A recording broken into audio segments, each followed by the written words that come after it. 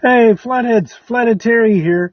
Hey, in today's episode, I'm going to convert my manual steering to power steering. I'm going to show you the entire process, the entire kit, even some tips and tricks along the way.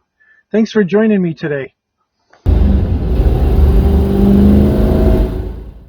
All right, time for disassembly.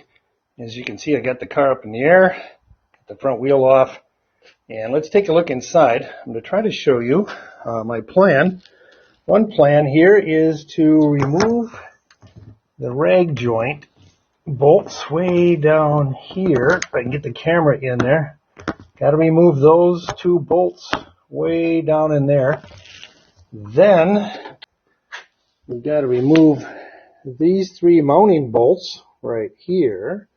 Then we're going to have to remove the connection here at the pitman arm, and then we're going to also remove it from the drag link right over here. So, got some work ahead of me. Let's get started. All right, I was able to loosen up both of the nuts here on these bolts. What I used was a flexible half-inch socket that really helped a lot to be able to get into that bolt area. So, just a little tip for you that makes life a lot easier. All right, let's get this first one off here. I put the nut back on the threads here to protect them, and let's see how that works.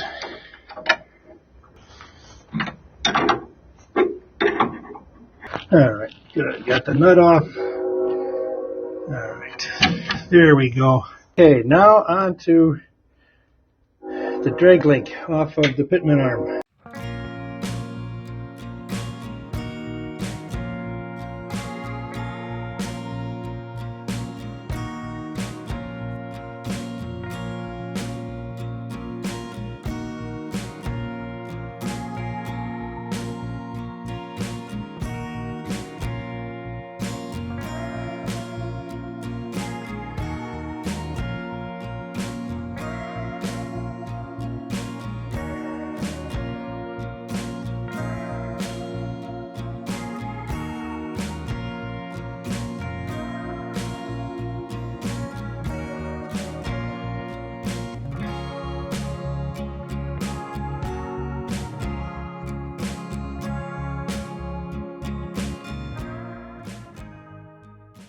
All right, before we get started, I thought I would show you the kit itself and what it contains. I have of course, the hoses on the left there, the power steering pump. It does have a 1969 cap on it, but I did get the proper bracketry, as I have shown there. Of course, the remanufactured gearbox for power steering for the 68, and also you'll note in the center down below there, you'll see the rag joint and the pitman arm. Those are specifically for that power steering option and that power steering gearbox. So note that.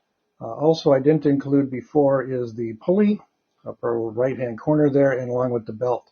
Also, I show one of the tools I used to remove the pitman arm on the old one so I could extract it from the car. I strongly suggest getting those pullers. They work great. It's awesome. All right, now on to installation. As you can see, I've muscled in the gearbox. Lots of fun. Let me get my camera in here. I wanted to show you a couple of things. One of them is over here. I was able to install the rag joint first, then connect the shaft from the steering box to it and lined it up. Also, let me back up a little bit more. We have the copper bolt over there that provides continuity all the way from the steering column all the way to the frame. And basically that's what I ended up doing, was tightening up these two bolts, the copper one and the other one way over on the other side, way down here. Then tightened up this. This is next, the gearbox itself. Tighten those three bolts up. Then lastly, I will tighten up this bolt that tightens up the coupling or the rag joint coupling to the shaft of the gearbox. So that's it.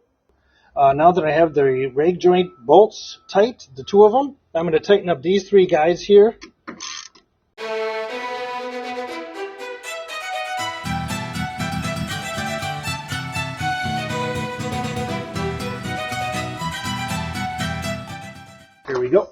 Okay, now on to tightening this guy right down here.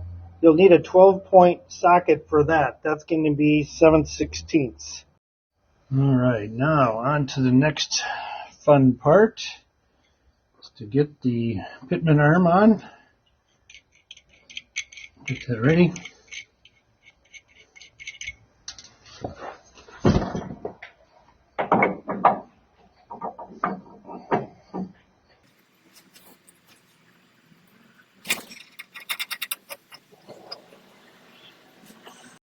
All right, now let's connect the drag link.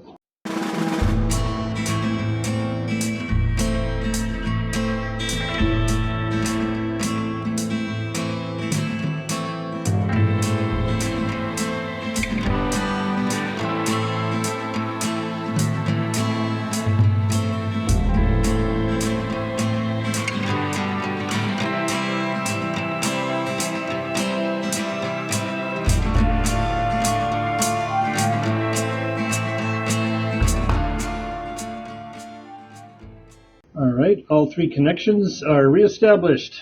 All right, now on to the installation of that power steering pump. First thing I did was take it down here. There's a power steering bracket here, and it mounts to the, I don't know if you can even see it down there, but it mounts to the motor mount bolt down there. All right, I'll come back here, and then it mounts into these two holes here. Another thing I wanted to note too is there's my pulley that I need for the power steering. So I will list that part number right here. All right, I had difficulty getting a camera in here while I was mounting the steering pump, but I was able to muscle it in there. Again, I have the two bolts down here. Let's see if I can show them to you. Got those two mounting bolts in. And then also here, I have it mounted to the bracket. You can kind of see it as I slide. That's your adjustment for the belt tension. I'll slide over here a little bit, see if you can see. I attached the pressure line and the return line before I put the pump in. That way I was able to crank on them and put some of the sealant on the pressure threads actually to make sure that they sealed correctly. Once this pump is installed, it's very difficult to get a wrench on it way down inside there. So that's my story. Next, I need to mount both of the lines as I fed them up. So those got to get connected. All right, I was able to install both the pressure line and the return line, as you can see. Routed those down here in front of the steering box. And you can also notice some of the residual thread sealant that I put on there. I let that cure for 24 hours. And let's see how that all holds up here. All right, now that I've installed all of the mechanicals, now to get some juice in it. So I put the power steering fluid in it using my extra long funnel. I did run the steering wheel back and forth a few times. I did run it. I'm going to show you what's in there now. There is some foam down in there, as you can see. Trying to get rid of those air bubbles. So what I'm going to continue to do is add fluid and then turn the steering wheel back and forth and continue to monitor the level in the power steering pump and see how this goes. All right, I just filled it up. I'm just kind of keep going back and forth here from side to side.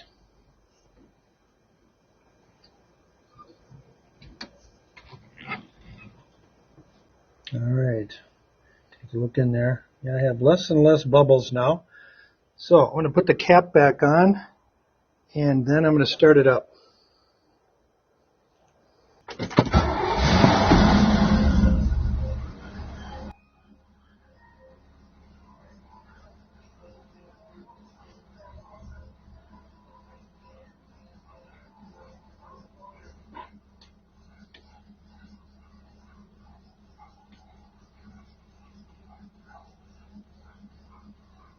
All right, let's go check it out.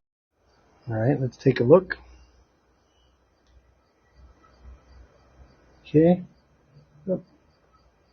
Yep. A lot of small bubbles in there. Let me get it to focus. You can see that in there. All right. So let's get some more fluid in it and continue the process. Okay. Just ran it again for the third time. Take a look at what we have. All right. First of all, I have it at the proper level right now when it's cold. All right. Let's take a look down here. All right. Oh, wow. Okay. Very few bubbles now. Okay. So I think I'm going to go with it now. I think I got the level correct. Let's put the wheels back on and give it a spin. Here's another pointer for you too. I ordered 2 quarts and I used a whole one up and then just a little bit of the second quart with a fresh install of the power steering, the lines, and the steering gearbox. So FYI, always order 2. Okay, here's another tip I wanted to pass along to you. When I received the gearbox, I had the gearbox on the bench, and I moved the input shaft, the steering column shaft back and forth, and it would bind up in the center. What I discovered was when I readjusted this adjustment down here for the play, they tightened it too much, so it would bind up. So I had to make an adjustment with the Allen wrench here and loosen up this nut here and readjust it and loosen this up just a little bit. So just beware that just because it was remanufactured doesn't mean that it was adjusted properly. All right, here's a couple additional tips that I think you might find helpful. I had to chase the threads in front of the engine for the mounting bracket. They were all full of debris, of course, for not having a bracket on there or any mounting bolts in there since the beginning. So I thought that was helpful to chase those, get those cleaned up. Secondly, continually check that fluid level, even after driving a few miles or even more than that, just to make sure that you got plenty of fluid in it. Also, I had to tighten up my power steering belt after driving it just a few miles, so be ready for that. And then also check for leaks. Thankfully, I didn't have any, so we're all good there.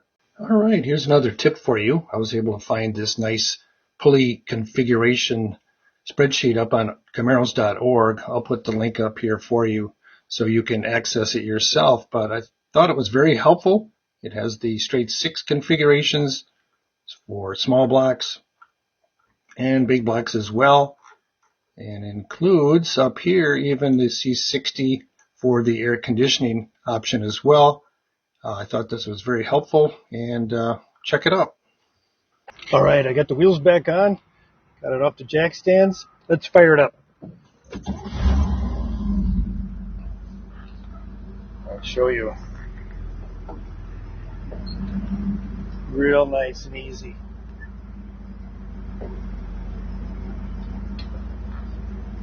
This is when it's parked. Let me just go for a short distance here too.